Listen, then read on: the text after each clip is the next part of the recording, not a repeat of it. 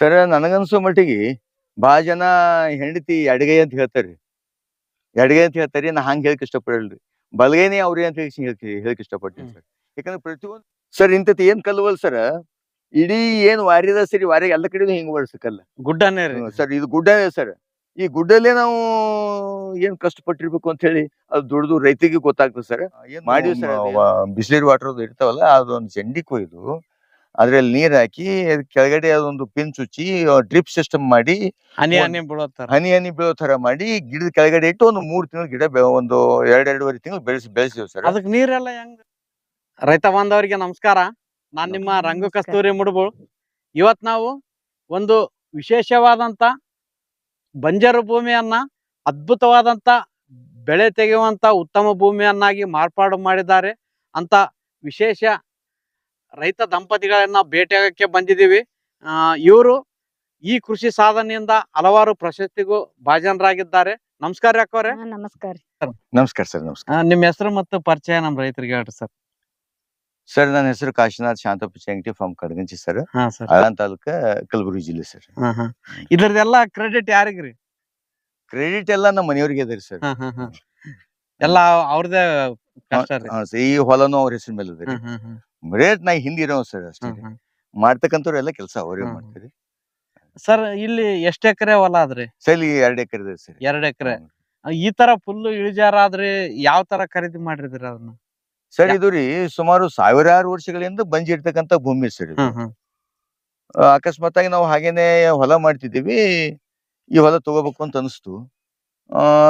ಅಲ್ಪ ಸ್ವಲ್ಪ ಮೊತ್ತದಲ್ಲಿ ಹೊಲ ತಗೊಂಡು ಇದಕ್ಕೆ ಸುಮಾರು ಒಂದು 500-550 ಟ್ರಿಪ್ ಏನಪ್ಪಾ ಟ್ಯಾಕ್ಟ್ರಿ ಗಂಟ್ಲೆ ಖಾತಾ ಇದು ಕ್ಯಾರಿ ಮಣ್ಣ ಹೂಳೆ ಹಾಕ್ಸಿವ್ರಿ. ಕೆರೆ ಮಣ್ಣು ಹಾಕ್ಸಿರಿ? ಕ್ಯಾರಿ ಮಣ್ಣ ಹಾಕ್ಸಿವಿ ಸರ್. ಕೆಳಗೆಲ್ಲ ಹೆಂಗಿತ್ರಿ ಮೊದಲ? ಸರ್ ಕಲ್ರಿ ಇಲ್ಲಿ ಏನ್ ನಡಿಕ್ ಬಿಡ್ತಿಲ್ಲ ಸರ್. ಇವ್ ದನ ಮೈತು, ದನಾನು ಕರೆಕ್ಟ್ ಆಗಿ ಮೈತಿರ್ಲಿಲ್ಲ. ಹಿಂಗಾಗಿ ಇದಕ್ಕೆ ಮಣ್ಣು ಹಾಕ್ಸಿ ಇದಕ್ಕೊಂದು ರೂಪ ಕೊಡ್ಬೇಕಾಯ್ತು ಸರ್. ಈ ಒಂದು ಕೃಷಿ ವಿಜ್ಞಾನದ ಸಂಯೋಗದಲ್ಲಿ ಅವರು ಕೆಲವೊಂದು ಮಂಗಳೂರಿಂದ ಈ ಒಂದು ಜಾಪಳ ಇದೇನು ಪೇರು ಅಂತ ಹೇಳಿ ಒಂದು ತಳಿ ತಂದು ಕೊಟ್ರಿ. ಮಾಡ್ಬೇಕು ಅಂತ ಅನಿಸ್ತು. ಹಾಗೆ ಮಾಡಿದ್ವಿ. ಮುಂದ ಈ ನೀರ್ ಇರ್ಲಿಲ್ಲ, ಅದಕ್ಕೊಂದು ತಕ್ಲೀಫ್ ಇತ್ತು.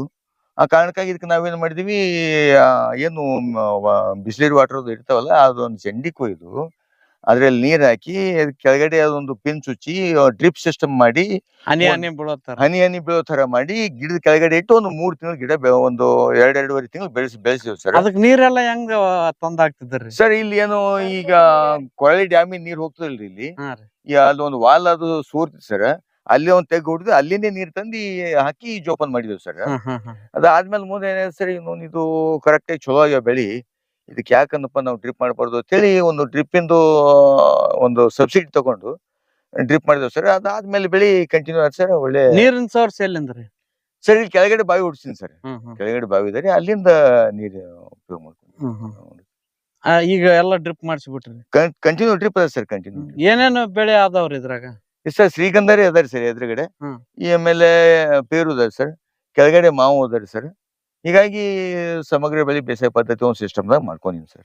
ಸರ್ ಯಾವ ಅಂತರದಲ್ಲಿ ಗಿಡಗಳನ್ನ ಕೂಡ್ಸಿರಿ? Sir 10x10 ಕೂಡ್ಸಿನಿ sir. ಶ್ರೀಗಂಧ 10, ಜಾಪಳಿಂದ ಜಾಪಳ 10. ಈಗ ಸಾಲಿನ ಸಾಲಿಗ್ರಿ? ಸಾಲಿನ ಸಾಲಿಗೆ 10 ಸರ್. ಆಮೇಲೆ ಇದೇನಾಗಿದೆ ಸರ್, ಈಗ ಜಾಪಳಿಂದ ಶ್ರೀಗಂಧ 5 ಆಗಿದ್ರಿ. ಇನ್ನ ಶ್ರೀಗಂಧ 10 ಆಗಿದೆ. 10 ಆಗಿದೆ. ನಡು ನಿಂಬಿನ ಹಾಕಿರ ಸರ್? ಸರ್ ನಿಂಬಿ ಇದಾವ್ರಿ ಸರ್. ನಿಂಬೆ ಯಾವ ತರ ಬಂದದ್ರಿ ಈ ಶ್ರೀಗಂಧ ಬಗ್ಲಾಗ ನಿಂಬಿ ಸರ್? ಇದೊಂದು ಬಹಳ ಒಳ್ಳೆ ಕ್ವಶನ್ ಸರ್ ನಿಮ್ದು. ಈ ಮೋಸ್ಟ್ಲಿ ಶ್ರೀಗಂಧದ ಮಗ್ಗಲಲ್ಲಿ ನಿಂಬೆ ಆಗಲ್ಲ ಅಂತಕ್ಕಂಥ ನಾ ಪರೀಕ್ಷೆ ಮಾಡಿ ಆಗಲ್ಲ ಸರ್. ಯಾಕಂದ್ರೆ ಇದಕ್ಕೆ ಇರ್ತಕ್ಕಂಥದ್ದು ಏನದ ಗೊತ್ತಿಲ್ಲ. ಬಹಳ ಶ್ರೀಗಂಧ ಮಗ್ಗಲಲ್ಲಿ ಈ ನಿಂಬೆ ಆಗಲ್ಲ ಅಂತ ಹೇಳಿ ಕನ್ಫರ್ಮ್ ಮಾಡ್ಕೊಂಡಿದ್ದೀನಿ ಸರ್. ಈಗ ಬೆಳವಣಿಗೆ ಹಂತ ಏನು ಸರ್, ಇದು ಏನದ ಸರ್, ಇದ್ರ ಮಗ್ಗಲಲ್ಲಿ ಹೀಗಿದೆ ಸರ್. ಇದು ಹೋದ್ರೆ ಇದು ಅಲ್ಲಿ ಡಿಸ್ಟೆನ್ಸ್ ಇದೆ ಸರ್. ಆ ಕಡೆ ಅಲ್ಲಿ ಏನಿದೆ ಸರ್, ಸ್ವಲ್ಪ ಅಲ್ಲಿ ಒಂದು ಶ್ರೀಗಂಧ ಹೋಗ್ಯದ ಸರ್. ಇಲ್ಲಿ ಶ್ರೀಗಂಧ ಡಿಸ್ಟೆನ್ಸ್ ಸರ್, ದೂರ ಒಂದು ಸುಮಾರು 20 ಫೀಟ್ ಆಗಿದೆ ಸರ್. ಹೀಗಾಗಿ ಅಲ್ಲಿ ನಿಂಬೆ ಚಲೋ ಚೆನ್ನಾಗಿ ಬೆಳೆದ ಸರ್. ಅದು ಅಂದ್ರೆ ಒಂದಕ್ಕೊಂದು ಕಾಂಪಿಟೇಷನ್ ಮಾಡ್ತಿರ್ಬೇಕು ಸರ್. ಕಾಂಪಿಟೇಷನ್ ಮಾಡ್ತಿರ್ಬೇಕು ಮೋಸ್ಟ್ಲಿ. ಇದಕ್ಕ ವಿರುದ್ಧ ಅಂತ ಅನ್ಸ್ಕತ್ತೀರಿ ಸರ್. ಬೆಳೆ ಆಗಲ್ಲ ಸರ್ ಅದು. ಸರ್ ಇಂಥದ್ದು ಏನ್ ಕಲ್ವಲ್ ಸರ್, ಇಡೀ ಏನ್ ವಾರಿದ ಸರಿ ವಾರಿ ಎಲ್ಲ ಕಡೆನೂ ಹಿಂಗ್ ಬರ್ಸಕ್ಕಲ್ಲ ಗುಡ್ಡನೇ ಸರ್. ಇದು ಗುಡ್ಡನೇ ಸರ್. ಈ ಗುಡ್ಡಲ್ಲೇ ನಾವು ಏನ್ ಕಷ್ಟಪಟ್ಟಿರ್ಬೇಕು ಅಂತ ಹೇಳಿ ಅದು ದುಡ್ದು ರೈತಿಗೆ ಗೊತ್ತಾಗ್ತದೆ ಸರ್. ಮಾಡಿವಿ ಸರ್. ಅದು ಏನೋ ಹಿರಿಯರ ಆಶೀರ್ವಾದ, ದೇವ್ರ ಕೃಪಾನು ಅದಕ್ಕಿಂತಲೂ ಮಾಡ್ಬೇಕನ್ನೋ ಇಚ್ಛೆ ರೀ. ಮಾಡ್ಬೇಕಂತಕ್ಕಂತ ಒಂದು ಛಲದಿಂದನೇ ಇದು ಮಾಡಿವಿ ಸರ್. ಇನ್ನ ನಮ್ಗ ಅನ್ಎಂಪ್ಲಾಯ್ಸ್ ರೀ ನಾವು. ಶಾಲೆ ಕಲ್ತು ಇನ್ನೇನ್ ಮಾಡ್ಬೇಕಪ್ಪ, ಏನೋ ಸಾಧನೆ ಮಾಡ್ಬೇಕಲ್ಲ, ಒಂದು ನಿಟ್ಟಿನಲ್ಲಿ ಒಂದು ಹೆಜ್ಜೆ ಇಟ್ಟು ಸರ್ ಮಾಡಿದೀನಿ ಸರ್. ಸಾಧನೆ ಅಂದ್ರ ಇದು ದೊಡ್ಡ ಸಾಧನೆ ಸರ್. ಗುಡ್ಡನೆ ಕಡ್ದು ಶಿಲೆ ಮಾಡಿದಂಗ ಸರ್ ಇದು. ಇಂತ ಬಂಜರು ಭೂಮಿನ ಈ ರೀತಿ ಗಿಡಗಳು ಬಂದಾವಂದ್ರ ಮತ್ತ ಅದರಲ್ಲೂ ನೀರಿನ ಅನುಕೂಲನು ಸರಿಯಾಗಿಲ್ಲ ಅಂತ ಹೇಳ್ತೀರಿ. ಹ್ಞೂ ಸರ್. ಅಂದ್ರೂ ಕೂಡ ಚೆನ್ನಾಗೇ ಬಂದಾವ್ ಸರ್. ಎಲ್ಲಾ ರೀತಿ ಅನುಕೂಲ ಇದ್ದಲ್ಲೂ ಕೆಲವೊಂದ್ ಕಡೆ ಬಂದಿರಲ್ಲ. ಹೌದು ಸರ್. ಸರ್ ಇವ್ ಎಷ್ಟು ತಿಂಗಳು ಬೆಳೆ ಅವ್ರಿ ಪೇರು? ಸರ್ 2 ವರ್ಷ ಆಯ್ತು ಸರ್ ಈ ಬೆಳೆ. 2 ವರ್ಷದ ಬೆಳೆ ಆದ್ರಿ. ಶ್ರೀಗಂಧ ರೀ? ಶ್ರೀಗಂಧ 2 ವರ್ಷ ಆಯ್ತು ಸರ್. 2 ವರ್ಷ. ಇದಕ್ಕ ಬೆಳೆಸ್ಬೇಕಾದ್ರೆ ಏನೇನು ಗೊಬ್ಬರಗಳನ್ನ ಕೊಟ್ಟಿರಿ, ಯಾವ ತರ ಉಪಚಾರ ಮಾಡಿರಿ, ಅದ್ರ ಬಗ್ಗೆ ಸ್ವಲ್ಪ ಮಾಹಿತಿ ಹೇಳಿ ಸರ್. ಸರ್ ಇದಕ್ಕೆ ನಾವು ಕೆರಿ ಮಣ್ಣು ಹಾಕದ ಮೇಲೆ ಇದಕ್ಕೆ ಯಾವ ರೀತಿ ನಾವು ಗೊಬ್ಬರ ಕೊಟ್ಟಿಲ್ಲ ಸರ್. ಒಂದು ಡ್ರಿಪ್ ಮುಖಾಂತರ ಜೀವಾಮೃತ ಬಿಟ್ಟಿವಿ ಅಷ್ಟೇ. ಇಲ್ಲ ಸರ್, ಏನು ಮಾಡಿಲ್ಲ ಸರ್. ನ್ಯಾಚುರಲ್ ಆಗಿ ಬೆಳೆದೀನಿ ಸರ್. ಕಾಯಿ ಯಾವ ತರ ಬರ್ತಾವ್ರಿ ಸರ್? ಕಾಯಿ ಮಸ್ತ್ ಸರ್. ಸುಮಾರು ಇಲ್ಲ ಅಂತಂದ್ರೂ ಒಂದು 150-200 ಗ್ರಾಮ್ ತಕ ಕಾಯಿ ಬರ್ತದೆ. 2.5 ತೂಕನು ಬಂದದ್ರಿ. ಪಾವ್ ಕೆಜಿ ತಕನು ಬಂದದ್ರಿ ಕಾಯಿ. ಈಗ ಇದ್ರ ಕೊನೆ ಹಂತ ಮುಗಿದು ಸರ್. ಈಗ ಮುಂದ ಮತ್ತೆ ಪ್ರೂನಿಂಗ್ ಮಾಡ್ತೀರಾ ಸರ್? ಹಾ ಸರ್, ಈಗ ಜೂನ್ ತಿಂಗಳ ಪ್ರೂನಿಂಗ್ ಮಾಡ್ತೀವಿ ಸರ್. ನೋಡ್ರಿ, ಜೂನ್ ತಿಂಗಳ ಮಾಡ್ತೀವಿ ಸರ್. ಈ 2 ಎಕರೆದಲ್ಲಿ ಪೇರಲಿಂದ ಅಂದಾಜ್ ಎಷ್ಟು ಆದಾಯ ಪಡೆದ್ರಿ ಸರ್? ಹೋದ ವರ್ಷ ಒಂದು 65,000 ತಗೊಂಡ್ರಿ ಸರ್. ಈ ವರ್ಷ ಸ್ವಲ್ಪ ಮಳಿ ಹಾಗೆ ಈಗ ಸ್ವಲ್ಪ ಟಿಸಿ ಸುಟ್ಟು ಸ್ವಲ್ಪ ತಕ್ಲೀಫ್ ಐತ್ರಿ. ಒಂದು 30-32 ಸಾವಿರ ರೂಪಾಯಿ ಆಗಿದೆ ಸರ್. ಜೊತೆಗೆ ಶ್ರೀಗಂಧನು ಶ್ರೀಗಂಧನ ಬೆಳಿಗತ್ತ. ಮಾವು ಇನ್ನು ಆದಾಯ ಬಂದಿಲ್ರಿ? ಅದೇ ಇಲ್ಲ ಸರ್. ಈಗ ಹೂವು ಬಿಟ್ಟಾವ ಸರ್. ಇನ್ನ ಸಣ್ಣ ಹೋದಾವ್ ಸರ್. ಸರ್ ಈ ಪ್ಲಾಟ್ನಾಗ ಯಾವ್ಯಾವ ಗಿಡ ಅವ್ರಿ? ಇದೆ ಸರ್, ಮಾವು ಹೋದ್ರಿ ಅಲ್ಪ ಚಿಕ್ಕವರಿ ಸರ್. ಇದು ಇಲ್ಲಿ ಅಂತರ ಯಾವ ತರ ಇಟ್ಕೊಂಡಿರಿ? ಮೈನಿಂದ ಮೈಗೆ 15 ಫೀಟ್ ಇಟ್ಕೊಂಡಿರಿ. ಇದರಿಂದ ಇಲ್ಲ ಸಾಲಿನ ಸಾಲಕ್ಕ 10 ಫೀಟ್ ಇಟ್ಟಿನಿ. ಇದ್ರೊಳಗ ಶ್ರೀಗಂಧ ಅದ್ರಿ? ಶ್ರೀಗಂಧ ಸರ್ ಇದು. ಇಲ್ಲಿ ಎಷ್ಟು ಗಿಡ ಮಾವ ಅವ್ರಿ? ಮಾವು ಒಂದ್ 20-25 ವರ್ಷ ಸರ್. ಇವು 2 ವರ್ಷ ಆಗ್ಯದ್ರಿ?